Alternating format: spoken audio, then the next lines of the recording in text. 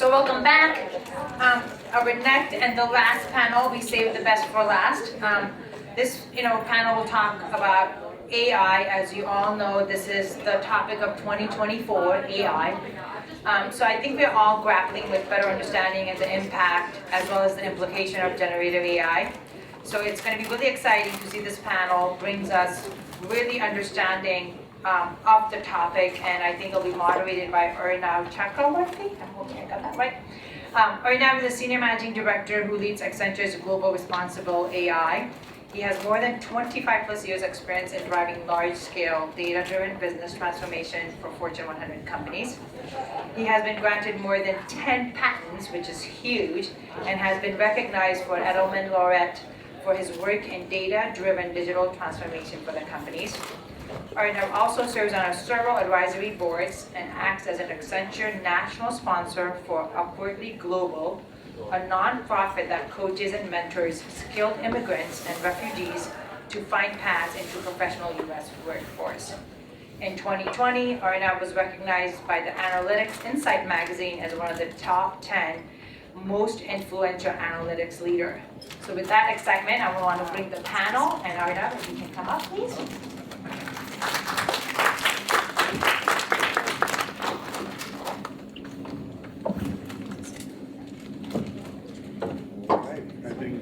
Yeah, you can take any of the places here.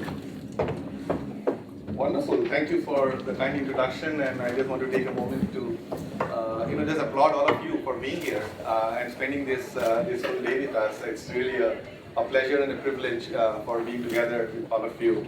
As I was introduced, I've taken this role of leading responsible AI for Accenture. This is a really important topic and a personal passion for me.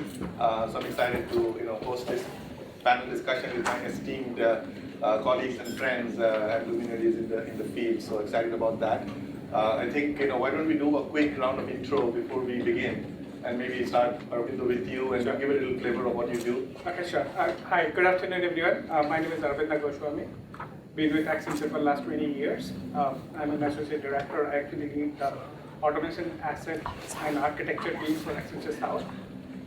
So what I do, I actually focus on driving automation adoption in technology and delivery lifecycle. We work with our client IT organizations to use automation to improve productivity, help improve the quality, reduce cost, and extend time to market.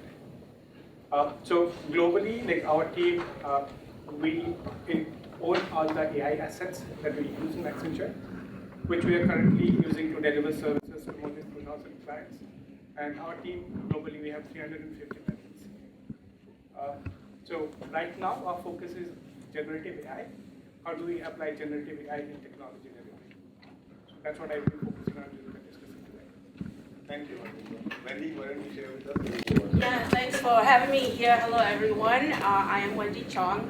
I work at the iconic IBM Research, north of about, 70 minutes from here. I'm excited to be here.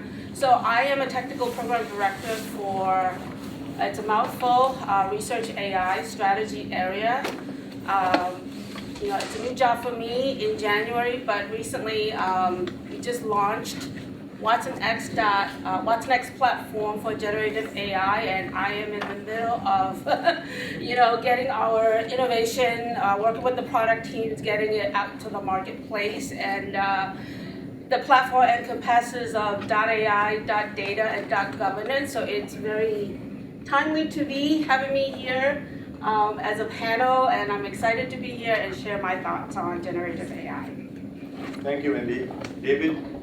Thank you. Hi, my name is David Wu. I'm a managing director in Morgan Stanley's wealth management business. I lead our knowledge management and generative AI efforts. I'm also responsible and lead our strategic partnership with a small startup in San Francisco called OpenAI. They have a few products you may have heard of before. Encourage you to check out the website. And our focus at Morgan Stanley Wealth is driving efficiency and productivity for our financial advisors, but really the center of our universe in wealth. And we're now into the third year of our journey, largely through our partnership with OpenAI, who we initially met in early 2022. We have a number of things either out in production or shortly emerging in production. And the focus continues to be around the advisors, but over time, we'll continue to look for every opportunity to drive value for our organization. Fantastic. So this is great. I think we will hear a lot from each of the panelists, their stories around the topic, and engage with all of you. I think I was told we have time till 3:30, and I think the way we will do that is I'll share some thoughts of what I'm learning and seeing in the industry on the topic of responsible AI.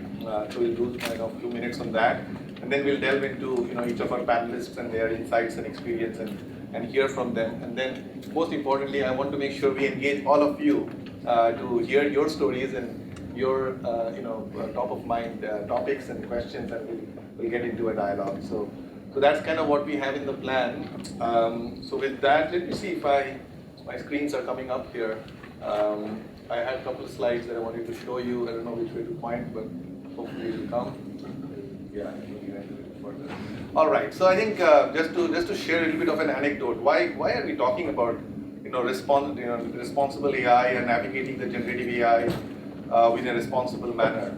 And the reason I think we want to talk about that today with all of you is for two broad reasons. One, AI has been there for quite some time. GenAI has completely taken over the world in the last 12 months, right? Every conversation, I was having a discussion with a client yesterday, and they're saying that GenAI, there is no conversation on business strategy without your GenAI strategy. If you're talking about engineering, there is no conversation on engineering without GenAI in the mix. If you're talking about talent transformation, there is no conversation without GenAI. So GenAI is pretty much taken over every part of our world and every part of our society, and there is a lot of promise. There is a lot of promise, but at the same time, with the promise of transformation, there is a lot of risks that are real, that we are seeing here and now.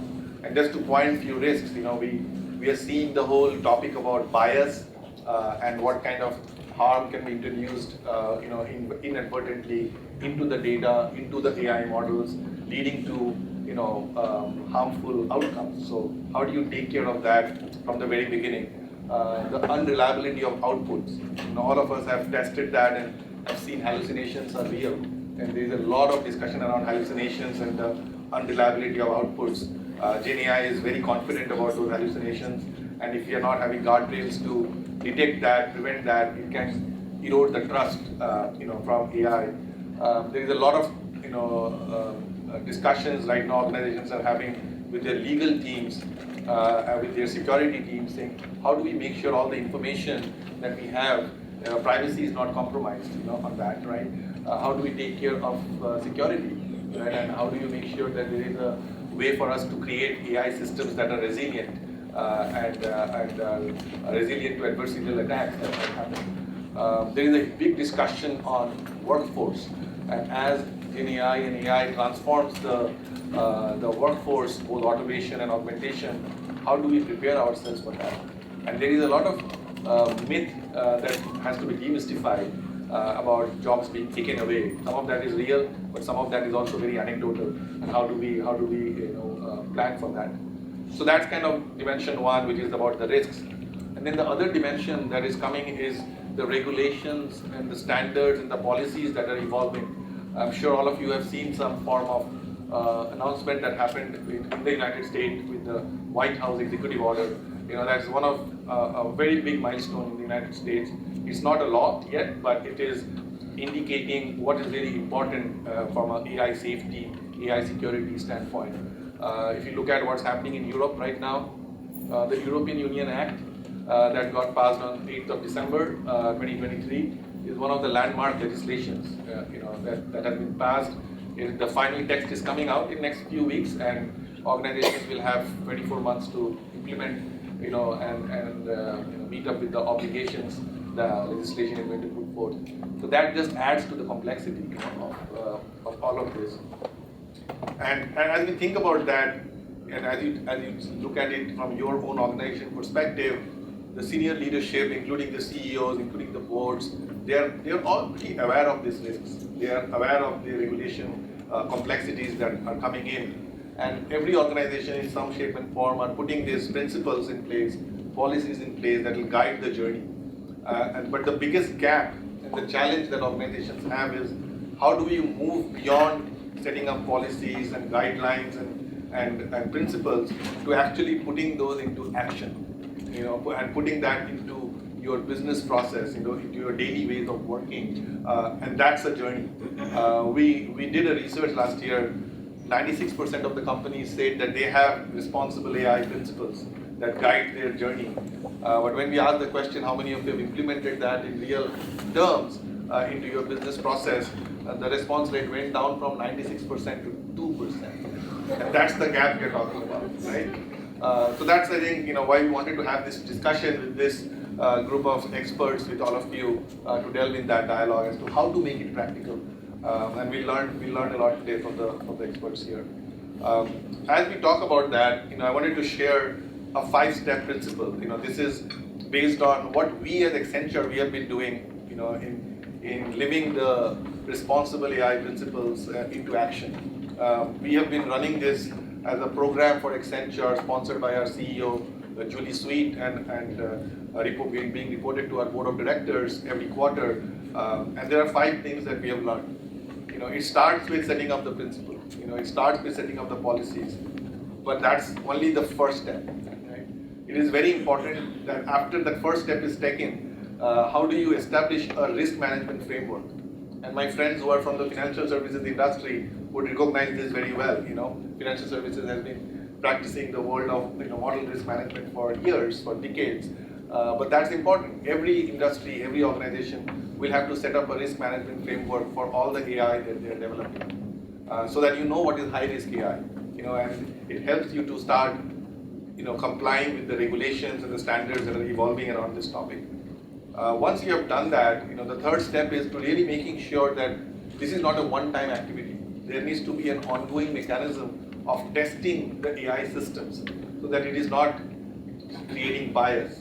Testing for transparency, testing for explainability, testing for accuracy, so on and so forth, so that all the AI that we are bringing in, it is doing the right thing for the humans, for the society and business at large. And then, there is a need for us to create an ongoing monitoring and compliance. Think of it as a command center. If you have thousands of AI, at Accenture, last 12 months, we assessed 50,000 AI solutions. This is the kind of work that we do for our clients across 19 different industries. It is also the AI work that we do for Accenture as a company. It is all the research that we are doing. So we assessed 50,000 AI solutions, but to be on top of it, you need a monitoring solution, a command center that can tell you what is the status of the risk, what's the open incidents, what kind of remediation has to be done, so on and so forth. And as you take care of these 4 things, there is a horizontal layer that has to be looked at always, which is look at the impact on workforce, look at the impact on sustainability, carbon emissions, energy consumption, because the GenAI models are very energy intensive. They create a lot of carbon. How do you, optimize around that? And then how do you understand the privacy and the security risks upfront so that you can design good solutions for that? So that's kind of, I wanted to give a little bit of a playbook for all of you as you're thinking, okay, Arnab talked about this big gap, and how do we actually go about, covering the gap? These are 5 steps that has been working for us as Accenture. We are doing that across 750,000 employees across 160 different countries for us. So just wanted to share some learnings and use that as a pivot point for our discussion, because we want to use this as a framework for us to chat. So with that, I want to get our panel activated here, and I will start with you, David. To bring it to life for us, your company is so reputed. You're in the business of wealth management. A lot of people, sitting in the room probably are trusting their wealth situation with your organization. How do you look at AI in the context of that, and what kind of principles and policies and processes you've established for responsible AI for your enterprise? Absolutely, and I'm really excited to tell you about how we are part of the 2%. After that, is Asians overachieve, we have to try the top percentile. But let me tell you a little bit around our thesis at Wealth is we have nearly 20 million relationships in our business. We about give it 15, 16,000 advisors, and we're looking to grow our client base more and more, double our client base We're looking to grow from 6.5 to 10 trillion in assets. But if you're looking to grow your client base, you don't have an infinite pool of advisors. You have to find productivity. So the only way to find productivity for your advisors is to leverage emerging technology such as AI. So that's like the headline numbers. How do we get to 10 trillion? How do we bring in $1 trillion every 3 years, but do it in a really efficient way by maximizing output of the advisors? We start there. We start with the advisors, they're magic. Let's find ways to get them as much time back, right? We've even done research for data science projects that indicate the number one behavior that the advisor can do, nothing to do with how they perform against the markets. They just pick up the phone, they go to dinner, they send emails. It's client engagement. There's only so many hours in a day. Can we retransform their time back towards engaging with clients? Because that leads to lower attrition, higher acquired assets, higher revenue, right? That's what it's about. Focus on the advisor, give them time. So we've been live now on our first use case, fully rolled out to 30,000 people, which is focused on taking the same brain that powers ChatGPT, but pointing it to our internal information. In our internal information only, which I think is a really important guardrail to ground it to the facts that a Morgan Stanley person has published. It's been live, so you can come in and ask questions like, how do I process an IRA account? How do I close a deceased account? What's the outlook on NVIDIA? Compare the outlook on NVIDIA to AMD. What should I tell my client who's about to get married? Who's about to get divorced, right? If we have published a piece of information that has information, that fact, we've now hooked up a better mousetrap that gets the answer. But not only gets the answer, right? For the first control about how we're being responsible, we're not trying to solve everything, right? We're not trying to be ChatGPT. If we never wrote a piece of content around it, it's supposed to say I don't know. That's a big fact, right? With ChatGPT, we'll try to answer everything. We know we don't know everything. We want to get the right answer on 100,000 documents. The second control is if I'm going to give you an answer, I have to tell you where I got it from. Explainability. Every answer comes with multiple source links. It even gives you a rationale on how it went through the source links and constructed an answer for you. It tells the publish date. It also gives you the classic thumbs up, thumbs down, which we have a whole team of people in the background interrogating, finding the patterns of issues, and working with OpenAI to kind of implement better responses, right? That's the first use case. We're currently in the process of rolling out in Q2 another use case focused around a different aspect of advisors' time. The first aspect was it takes too long to find information. The second aspect is meetings are hard. Taking meeting notes are hard. Sending follow-up emails takes time.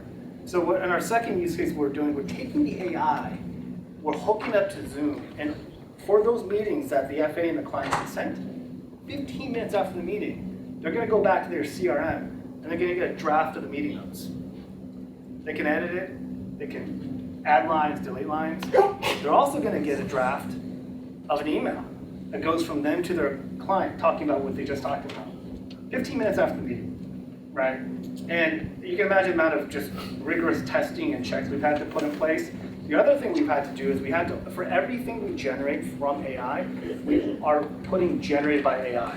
We're also researching, along with the whole world, how do you watermark this stuff, right? I think transparency around when AI things are being produced is going to be increasingly important, particularly like in an election year, right? What happens when you got videos, images, audio that sound like the presidential candidates, right? So we got to get ahead of that.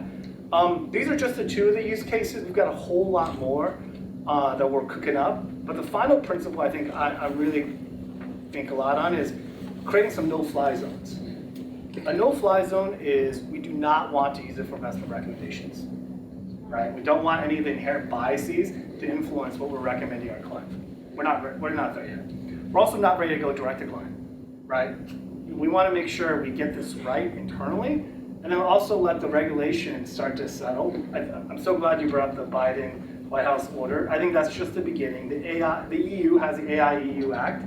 We don't even know the rules of the road. If there's anything about financial services I've learned, which our chief legal officer says a lot, we are more regulated than a nuclear power plant.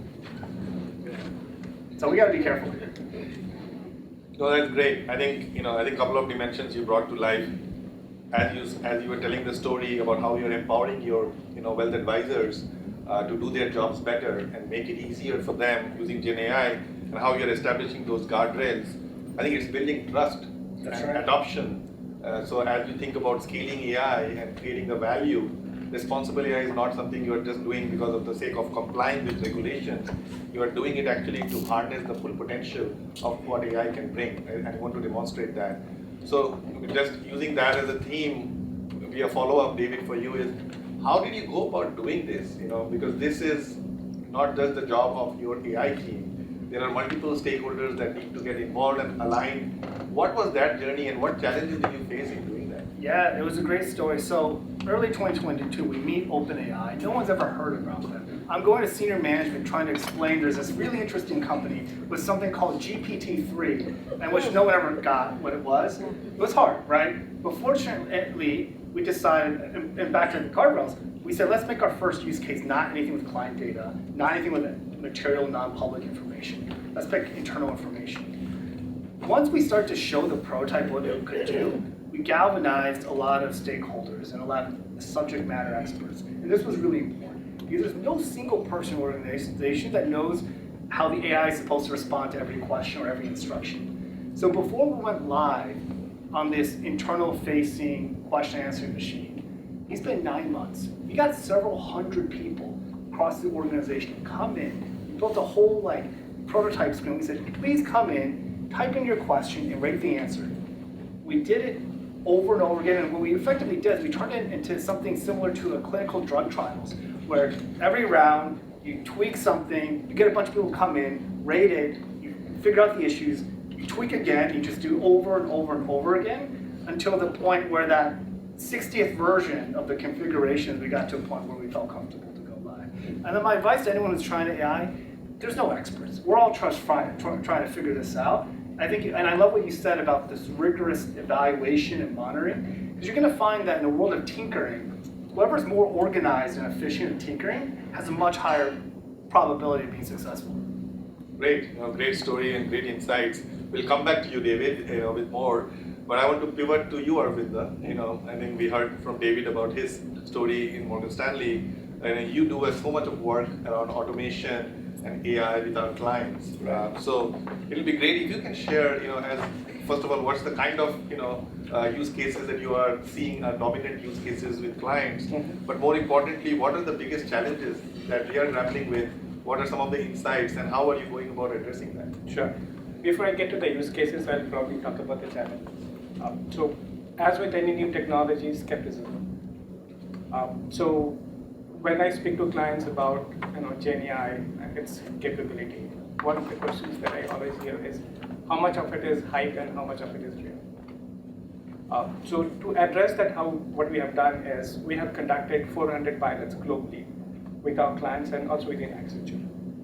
We have about 40 that scaled across enterprises, GenAI-driven solutions.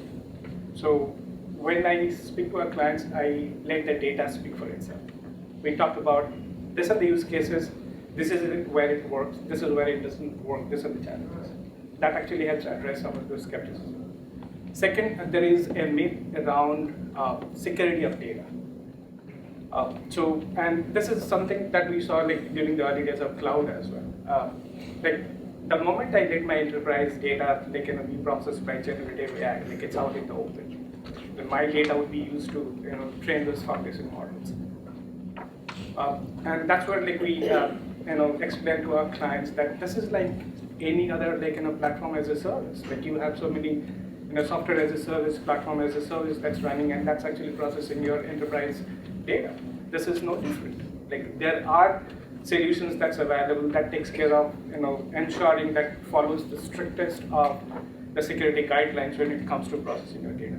For that matter, right now there are even, I think, Azure OpenAI, a couple of weeks back, they released their GCC High GovCloud version of Azure OpenAI solution, and that's now approved to be used even for aerospace and defense industries. One of the industry with strict data security guidelines. Number three that I hear is accuracy, trust. How much can I trust in the output that I get from my GenAI solution. And hallucination is for for that matter, like recently, Gemini, they had to stop their image generation for some time because of hallucinations. So the way like you should define your governance structure is this is a productivity tool. You should always have a human in the loop.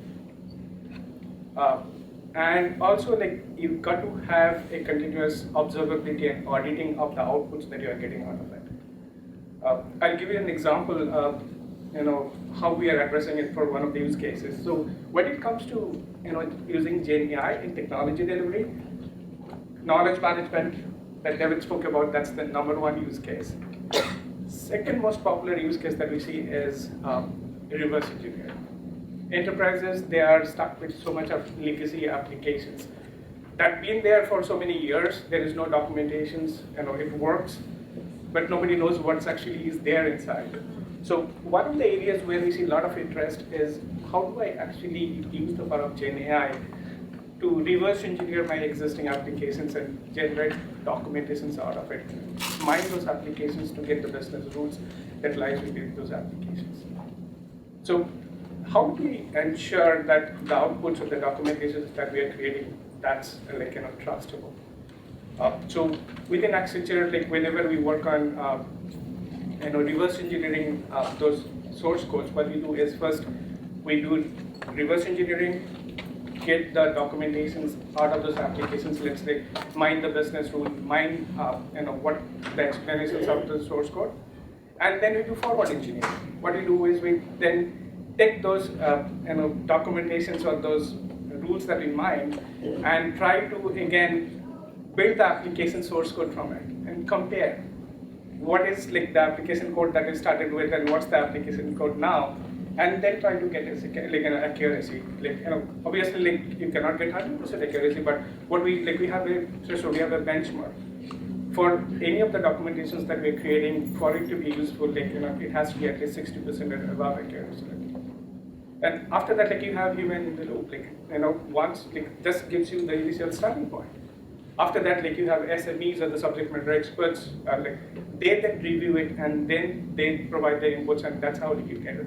But what it's doing, it's giving a huge boost in terms of productivity, right? The amount of effort that you have to spend, if you had to do a mining of your legacy applications, now you're getting a 60 or 70% head start on that. Next one I see is around, the clients just speak about I have already invested so much in my automation. There is a myth about, GenAI is coming and replacing all of them. They're like, so what happens to my existing investments? So GenAI is not going to take away or replace the existing automation that the clients has invested in. This is another tool. The descriptive, predictive AI, the robotic process automation, that's still relevant. There are activities that GenAI cannot address. So those still remains. What it does is GenAI is an additional capability that did not exist earlier. It basically takes those inputs and then it generates stuff. And it generates components, codes, documentations. And another one is this is a common myth or misconception is the output that I get out of GenAI, this is very generic. It's not relevant to, or it does not comply with my organization standards, or it does not take into account the knowledge that I have within the enterprise. So I have my knowledge artifacts. I have my set of standards. How do you ensure that GenAI, in the foundation models, that has been trained using data from all different sources, from open sources. Now the code that would generate, that would not be compliant with my audit standards. Or it would have the inherent biases that we spoke about, the biases that exist in the society, the data that has been taken over, the output would reflect those biases. There are solutions available to address that, you can do fine tuning, you can do retrieval augmented generations. So these are some of the challenges, some of the misconceptions or the myths that exist that we work with clients to help address. Arabinda, you raised a lot of great points, and just to bring the elephant in the room, would love to get your perspective. There is a real fear, that AI and GenAI is going to come and take my job. If I'm an executive assistant, this job is going to go away in the next few years. And what happens to my job, right? If I'm a customer, service agent, my job is going to go away as automation is brought into it, and then there is an AI agent. And this is a myth. I'm starting with the premise that this is a myth. Right. What would be your practical, guidance for this team based on whatever you've seen as work? How do you address that fear factor, which can actually be, coming out in a passive-aggressive manner in an organization that is trying to adopt AI in the mainstream of their business? And like all the customers that I speak to, they use it as a productivity tool. Nobody is looking at how do I use this to replace my team? No, they're looking at how do I use it to get more out of my team? How can I deliver more value to my business? David spoke about there is only finite amount of with advisors. This actually helps them to do more. So yes, there is a myth, there is a perception that AI and robot is coming and it's going to replace all the jobs, replace all the humans. The way we see it is it would actually contribute to the net GDP. The net productivity that we get across the enterprises, it would help improve that. It would not lead to a reduction in jobs. There would be new opportunities that would be open. I would say it's probably Industrial Revolution 3.0 that would be powered by AI and GenAI. Yeah, please. If it's okay, I get this question all the time, and I want you to take you guys back in time. It's 1966. Time magazine publishes an article about the future. They cite a study that says in the next few decades, 90% of the world will not have a job. Why? Because of computers. If anyone wants this, I'll send this article. 1966. So my response is, who the heck knows, right? Great. I think that's a great quote and a great evidence. I think the reason I brought this up was, I think there is a fact to that. The AI is going to automate certain parts of our jobs, and we need to acknowledge that, and we need to understand that. And the reason I asked that question is that as part of navigating the journey in a responsible manner, it's very important that we do that impact assessment upfront as we bring AI into the organization, what parts of the job across the different functions are going to get automated. And as a result of that, what kind of proactive interventions have to happen so that our workforce is ready for the future. I think that's a very important dimension, and we'll talk more about that. But before I pivot to you, Wendy, I want to do a quick poll in this room. I didn't do that before, but I thought before I go to you, I think we should do that. Is how many of you are actually, part of an AI organization within your enterprise? So you get some show of hands. All right. So I think it's probably not a majority, it's a minority part of the room. The reason I do that is I think Wendy is coming with a very unique mix of business and technical, and she has a huge passion around minorities and how to bring diversity and inclusion in the workforce. And that's what I'm going to go to you, Wendy, apart from all the cool work you do in Watson Research. What are some of the solutions that you are seeing in bringing AI, wherein it actually helps the minority agenda in the workforce and in our society, and what are the learnings from there? Thank you for that question, very interesting question. But before I go there, I'm going to answer your problem to, the legacy code that you are having problem with. We have something called AI for code. Basically, converting legacy code such as COBOL, non-modern code, automatically turn it into a modern code such as Java or Python or C++. So we have a solution for you. Yeah, we have a solution on Z on-premise, and we have a solution on Ansible Red Hat. The meeting is already high value. To automate a lot of the problems that you're seeing your clients are seeing, so we should partner.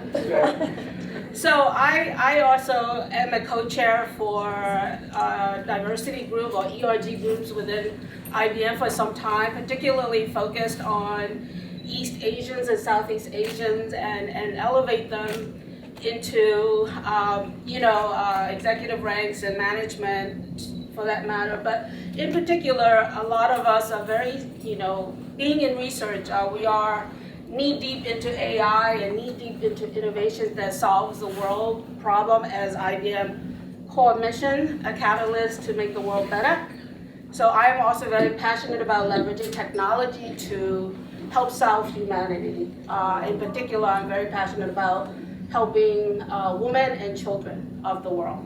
So that is my passion. My other passion is, I have many passions, STEM students, especially women, to be in technology, right? And now technology is so much advanced, you don't need a real heavy-duty PhD to do nowadays, right? Because now Watson X, if anybody's familiar with Watson X, there's a lot of opportunity for people who doesn't have any skill, called low code, no code. And now, talk about skills, right? Skills are becoming, I hate to say it this way, but people who are actually really good with language skills. ChatGPT, the ability to articulate what you want done in a language, whatever language you're familiar with, whether it's English, Japanese, Portuguese, the global language, we have a tool for you, right? Into a chatbot and call the backend, the algorithm will call the backend to figure out what exactly you want done. And of course, much like ChatGPT, you need to iterate this. And you need to ask the system a couple of times. So this is where the language skills, the way you articulate become very, very crucial.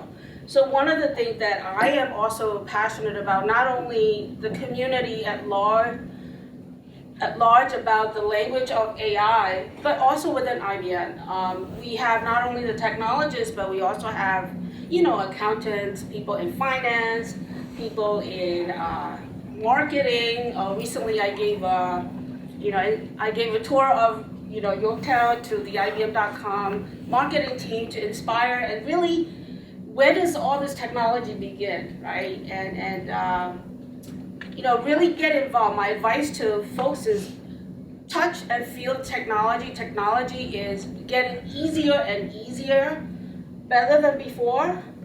We plug in the language, the chat interface into the back end so that you don't have to know the code to figure out what you want done for employee productivity, business, really grow your business.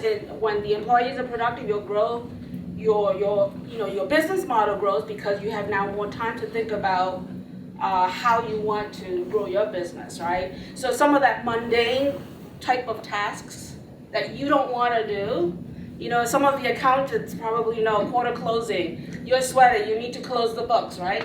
So one of the experiments that I did with the accounting team was to plug in this UI with chat interface with a backend SQL, which housed rows and columns of the financial data. At any given time, an executive could chat with the chatbot, pull the backend, figure out what's my revenue for the month, or revenue for the day, for that matter, right? To exactly give you that real-time insights into what's going on, right? So that kind of an example of how we are leveraging AI within IBM, and we consume there's a thing called, we eat our own cooking. And IBM is called Client Zero. A lot of the innovation, before we do general availability, we actually wring out the technology within ourselves. And IBM, it's a very complex organization, much like Accenture. We have all these, 200,000 large, shrunk a little, but 200,000 large, global 170 countries. So it's a very complex organization with lots of law, regulation. And this is what we prove out within our company itself, because when we stand up in front of the client, they ask us, well, who's the client who has used this before? Nobody wants to be the first one out of the get-go to consume the technology, right? So we said, we are, and let us show you how to do that. And we actually, past couple of days before we released the model, one of the models that we released to the publicly, because we have this belief that we need the community to help us improve our model. So we put it up on Hugging Face. It's called Labradite. Don't ask me the name, but it's called Labradite. And before we did that, we have all of our employees to try it out for X number of period until we were confident that this model does what we expect it to do. So that was how we, and this is just an example. There are many, many examples that, from accounting to building management to you name it, right? Also, we also have a biology department in research. You didn't know, we were helping once upon a time this thing called COVID-19. We gave out that, supercomputer to accelerate drug discovery. So those are kind of the things that I'm so privileged to be in IBM research, being exposed to a lot of the innovation, and I'm knee deep in Watson X out to the market, and getting that innovation out to the market. That's very, very inspiring, Wendy. I'm sure people are going to be connecting with you just after we finish this. Come on, baby. But maybe before, I'm going to open it up for the audience, but before I do that, just one more follow-up, Wendy. You talked about so many great ideas you were practicing, and the whole client zero, I think it resonates extremely well. A big part of that is also retraining and reskilling the whole workforce, right? And you talked about your passion for minority and the diversity and inclusion. Anything you can share with this group in terms of what are you doing or what is your organization doing around upskilling and reskilling the minority population on the topic of AI? So we do, and Lucy's here. Lucy's executive at IBM. She's slowing down a little bit, but she knows a lot. We actually go out as part of our Asian ERG. We go out to the schools, we go out to the community, and really, as being in research and being in technology, really expose a lot of starting with the younger generation, because I think it starts young, right? Adopting these technology, and they'll tell their parents, right, how to use these things, right? So we go out to a lot of the community, out, to the local school, local high schools, local kindergarten as well. So I mean, they are just sharpest, the most coolest questions they answer, right? And I learn from them, really, right? Got me light bulb lit, and really sharing our knowledge. And a lot of time we also go out and do judging to science fairs. But in terms of going back to the Pan Asian, and I guess previous panel was here. There's not a lot of us that looks like us in executive ranks, right?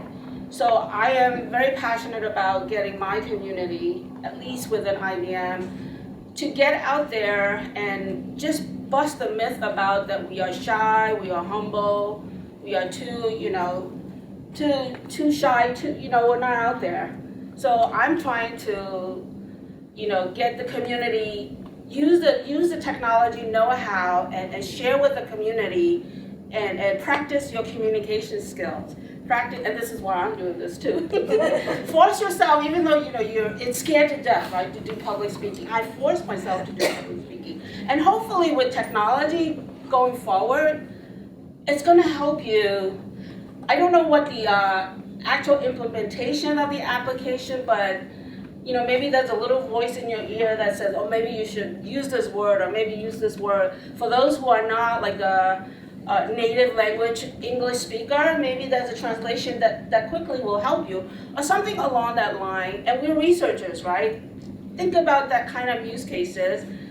And for this community, touch and feel the technology, because it's here, no matter whether you like it or not, right? Companies are going, even if not United States, the global, they're in a race for this AI thing, right? So just get involved, and if you don't know, ask somebody. And people in research, we are so happy to come out and share what we know, and maybe we have to slow us down and also try to explain it in a very simple language. Ask questions and get to know this technology. Try it. There's a lot of free stuff out there, I am also something called Skill Build. You can actually take, I think there's like 100 or 1,000, I don't remember, order of magnitude.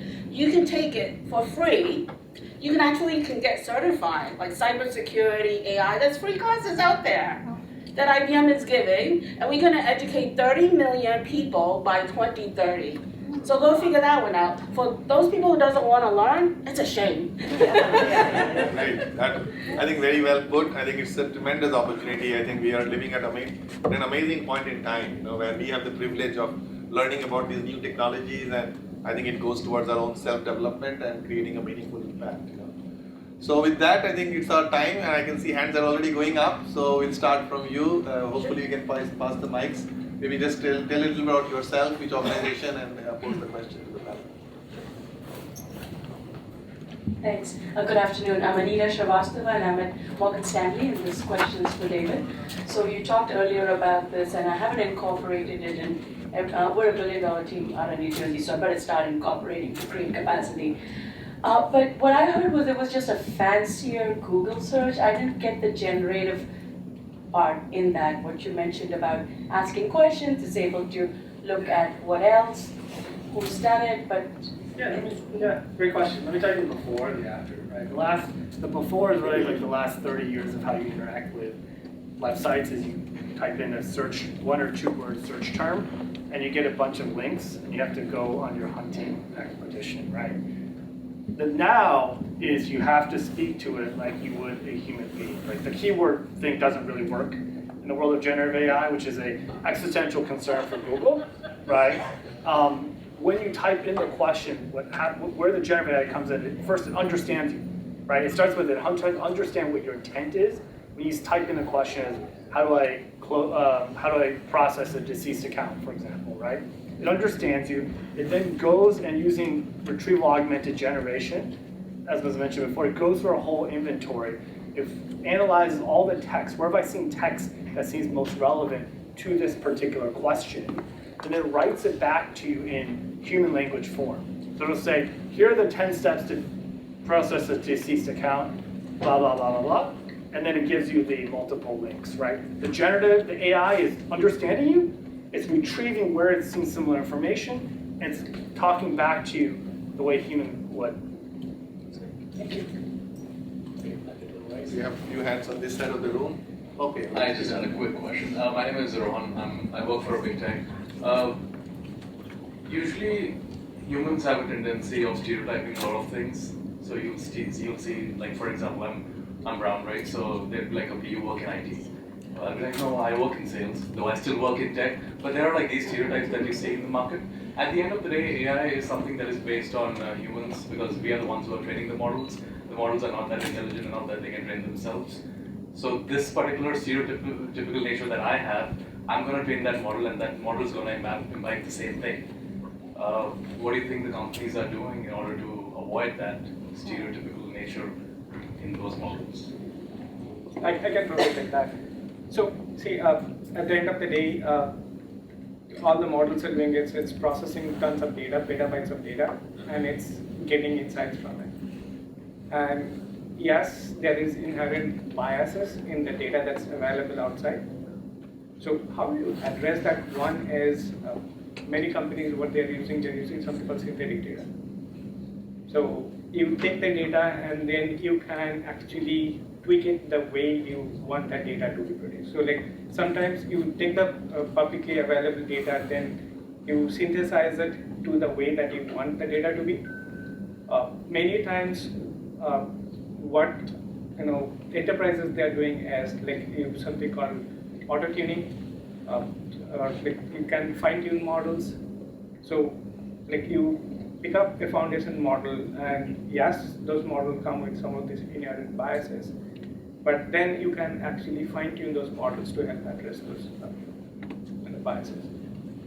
I think Wendy, you wanted to add? Yeah, I have a simpler implementation of it. Of course, a lot of the models are scraped from the internet, as you guys know, right? And the internet has a lot of biases. And some companies cleanse the data, some companies don't. We, in IBM, we have data lineage. We cleanse the data from profanity, biases, all kinds of, before we actually use it for model. Because our mission is to serve the enterprise, right? And my simple implementation, this is Wendy speaking, is when you do the chatbot, the chatbot responding back to you in a really not an acceptable way, you teach the chatbot back, this is not acceptable, this is not what I'm expecting. And of course, we're still early in the technology cycle, that these nuances about culture, nuances about, all kinds of people from different walks with various, I'm from Chinese American. Chinese American in Brazil is different from Chinese American in Japan, or Chinese American in, many Chinese are all over the world, right? We also have very different, even though my heritage is Chinese, but it's very different, right? How we carry ourselves through our life. So you have to teach the chatbot that, or you have to teach your organization that you are creating these AI applications, get your voices heard, that this is, no matter whether you're technical or not, you have the responsibility to influence your organization that these type of models or these type of applications are not acceptable. Be part of that seat and voice your opinion, because the applications are going to be in the future that's going to impact our lives, both personally and professionally, right? So if we don't speak up, it's going to be there skewed, right? And if I had, I have 2 boys, but if I have a girl, a daughter, I would force, but not force, but influence her heavily to be an architect. Because you know why? Because in buildings, we want more women stalls, women bathrooms, because we always end up waiting on a long line. Meanwhile, the men's bathrooms, like, they're done. We want like 3 or 4 times more women's bathrooms in buildings. As simple as that. If we don't have women in the architect, field, it's never gonna change. There you go. I love what I think there's an important point that Wendy is making here, is the design element of how you design your teams. Because if your teams don't have the diversity of mindset, you would actually have those issues, right? So making sure that, as you form your teams, they come with different ethnicity, the gender diversity, all of that has to play in. Right now there is a conversation, and just to share with all of you, so I'm working with World Economic Forum very closely, and there is a big conversation going on around generative AI, where a lot of it is happening from developed countries. And if you look at the global South nations, including countries like continents like Africa and others, there is not much of a representation of voice, both in terms of how these technologies have to be developed and how these technologies have to be used. And one of the biggest issue is access to education, even to have a conversation and have a voice. So there is a lot of work that needs to happen, on that front, to bring the global South, regions into the conversation, both as a user as well as in the developer community. So again, a lot of work to be done. It's not an easy bullet, but I think important to even acknowledge that and then start creating those design patterns. All right, I'm getting notifications on time, but I think we can take a few more questions. Let's go on the right-hand side of the room. I want to get some questions there. Hi, my name is Candice Ramrat. I work at Accenture. I am an associate director in leading up North America products, tech and technology, so local workspace. Wendy, you're refreshing. You have me cracking up. So thank you for your perspective. So it's actually for David and you. There are 2 questions. The first one is you both talk about. I wanted to understand and hear from you the processes that you do internally to figure out what are the use cases that you want to work on, because I think everyone from the Accenture side who is as part of solution selling, solution development, we're hearing very much from our clients, we don't want to be first, especially with GenAI. So that's question number 1. And then question number 2.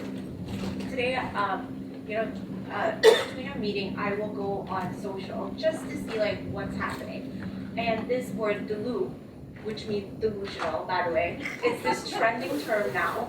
And I'm like, when did I become uncool that I did not know this was a trending terminology? I've been seeing delude, like delude sister or whatnot.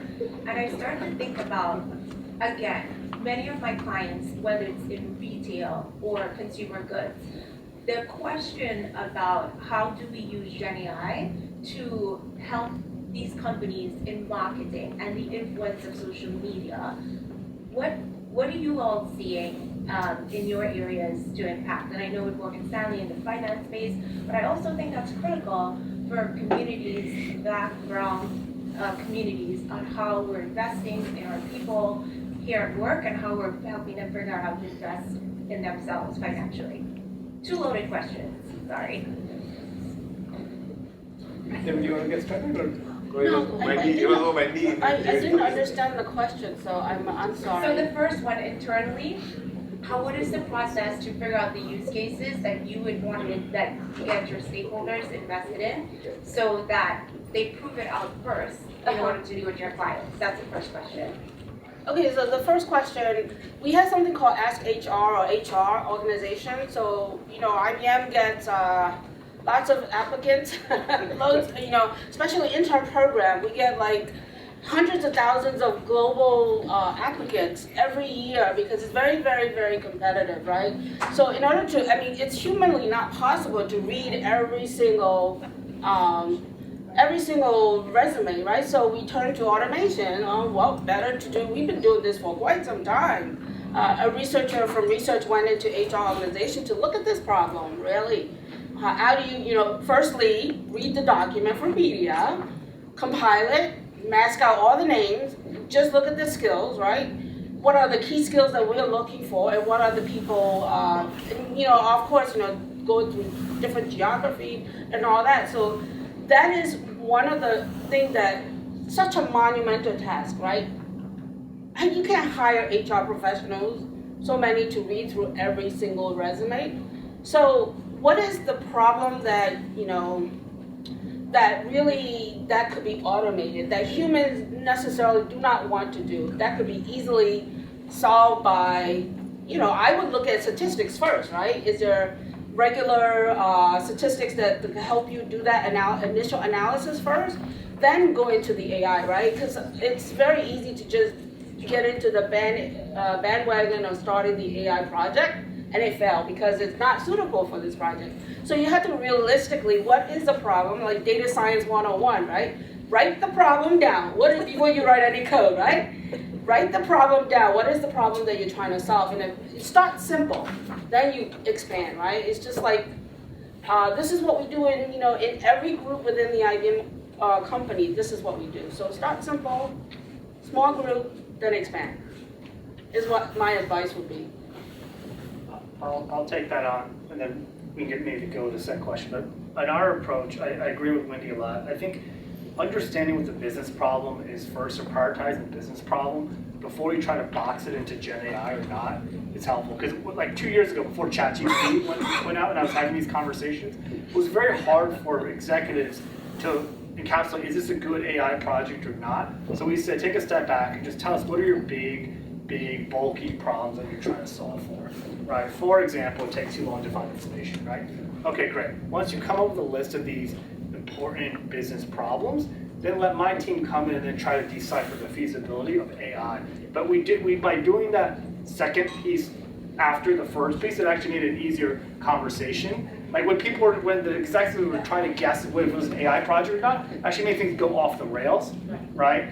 So that was kind of one way of how we do this. We handle it through almost like top of the house, senior executive alignment. We also do a bottoms up hackathon approach, right? We had a hackathon and we had 2,000 team members participate. We had actually more than 2,000. We had 450 ideas, right? My team permissioned them unlimited access for 3 days to GPT-4. And we said, go teams and come up with whatever ideas you can come up with. That was a very bottoms up approach. And some of these things, what then happened is the winners were able to show their executives, right? Here's this concept that we came up in 3 days on. And then that actually created momentum because it felt more real and tangible. So I think you got to hit it from both angles of get executives to lay out what's in their head, and then try to mobilize as many people as possible. And part of the reason with the hackathon, it turned into like essentially a training exercise. It became like an exposure exercise that ultimately increased the muscle memory for the whole organization. Thank We you. also did that. We had 200,000 I'm here. how much was it spent in the executive sponsorship and alignment, and also getting from the bottoms up, grassroots from everyone? Thank you. It's a friendly competition, that's going on in the back. So thanks for the question. I want to just go to this side of the room a little bit and we'll come back. I think we have a few more questions we can take. I saw some hand go up on this side. Yeah, please go ahead. Oh, yes. All right, okay. I think that hand went up first. Thank you so much. We're a popular panel. Thank you so much. Too good to be true. Well, I'm coming from the space of talent and like people talent culture. So in the landscape of organization transformation and like talent development, so there's like a rising topic. We're talking about AI and versus HI.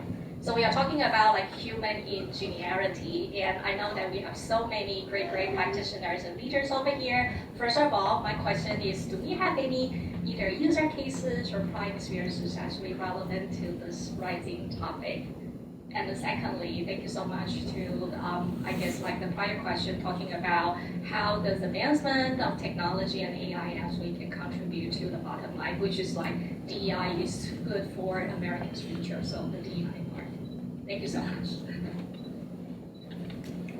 Arabinda, you want to go for it? Actually, my area is technology automation, so like that's probably not my area. So like Wendy and David, if you guys have any experience with that. We have HR, AI for HR practice. IBM Consulting, we actually help organizations transform your HR organization. We have a product, a solution that can transform your HR organization. So, does that answer your question, or you want more specific? I would say like any type of like either engagement or any like field practice or Yeah, we do. We have client examples. Maybe connect with me later. We have client examples that we can show you in terms of what we did with certain companies as our consulting arm to give large transformation projects with HR all around the world. Thank you so much. Talent transformation, yeah. I took that question slightly differently. The way I looked at it was, if I think about DEI, what AI is going to do is it's going to break down barriers of entry, right? You can now be someone in a country without a privileged background, without access to schools. You can start to use AI to ideate and help you learn. The world of citizen developers, I think, is increasingly going to rise, right? Look at the last 30 years, people kept on saying you have to be a computer scientist, you have to learn how to code, that's the only way you can develop. With what AI is going to come down is, I believe it's going to create people with the best ideas are now going to have that engineered and developed for them in collaboration with AI, right? In our experience, some of our best prompt engineers or the people that can interact with the AI have no background in AI, no background in data. They have backgrounds in humanities, in history, in language, but what they can do is they can understand how the human being who's the end user thinks, and how to take that thinking and then represent that through instructions to the machine. So I think as you think about talent and how talent will develop, I think it's going to ultimately lead to more focus on who's got the best idea, right? And less on who's got the means to execute the idea. I have one more comment. You spark on Global South, right? I think we are in North America talking about AI and moving forward all these great technology, right? But I think the Global South and me working on telecommunication, a lot of countries still don't have a basic infrastructure, internet access, right? So we gotta solve, as a global citizen, solve that problem first, to be able to, forget about Global South. In New York during pandemic, how many of the not so privileged neighborhoods do not have internet access, right? That's a sad thing. We need to be able to, perhaps AI will help because now our productivity goes up, the cost of doing business hopefully get cheaper. So maybe we have more resources available to help the less fortunate folks, So this is why I'm so passionate about, going around and helping students especially underrepresented minority, because I'm also on the board for college at King University in New Jersey, Union, New Jersey, helping underrepresented minority to, these are very good classes that you can take that it's not hard, if only they just need to be shown, that these are resources that are available. It's like you don't know what you don't know until you show them how. So I think this is a great segue. I'm just looking at the watch. I think we are good on the questions. I would request, for unanswered questions, let's use the happy hour time for doing that. But before we close out and invite my friend Manny, I wanted to get a quick 30-second, one word of advice from our esteemed panelists for the team here, with respect to what's one action that you would advise, for this team to take, after this meeting, on the AI, navigating the AI journey responsibly. Play with ChatGPT, and I would consider paying the $20 for ChatGPT Plus or Gemini, and just incorporating your day-to-day life. I mean, the train's left the station. We just got to all hitch on where we are. Education. There's free classes out from IBM called Skill Build. You can get certified for free.